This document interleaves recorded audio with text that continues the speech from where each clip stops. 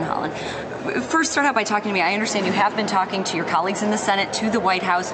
What would this compromise plan look like? What's your understanding? Well, it's unclear right now. You have a number of plans that are floating out there. Senator Reid's proposal, Senator McConnell's proposal from several weeks ago, Boehner's plan from last night. I mean, this one took us in the wrong direction. Trying to put all those together, maybe have some kind of trigger mechanism to make sure you enforce the targeted deficit reduction savings that you want to get. But again, these discussions are very fluid right now. And I'm hearing some talk about two tranches, very similar to what House Speaker John Boehner is proposing, and that Democrats have had taken issue with, that that's not going to be enough to stabilize the market. What's your take on that? Could that be in the final compromise? I think that would be a big mistake. That would keep a cloud over the American economy and American jobs for the next 6 months. Look, we know what kind of crisis was manufactured here over this debt ceiling vote.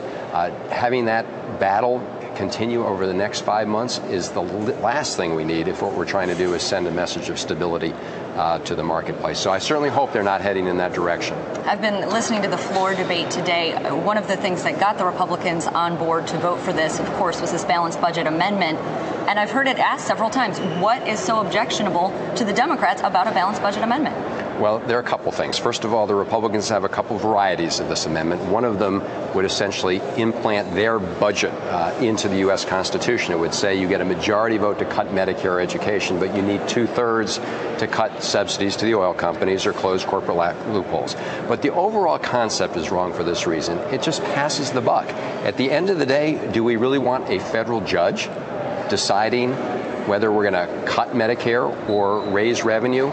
It's a device that Congress can use that sounds great, but at the end of the day, we've got to get this done, and we shouldn't be passing responsibility over to a federal judge. How confident are you that whatever sort of compromise Harry Reid, Mitch McConnell are working on the Senate side can pass over here on the House side, and how worried are you about that? That's a huge question, and our message to them as they go back and forth is, remember, you're one part of the Congress. Whatever you decide has got to muster enough Democratic votes and Republican votes to get through the House. And I think the eye of the needle in the House is even a lot smaller than in the Senate. So be careful that you calibrate correctly. Don't miscalculate. Congressman Van Hollen, thank you so much for being here with us. Pim,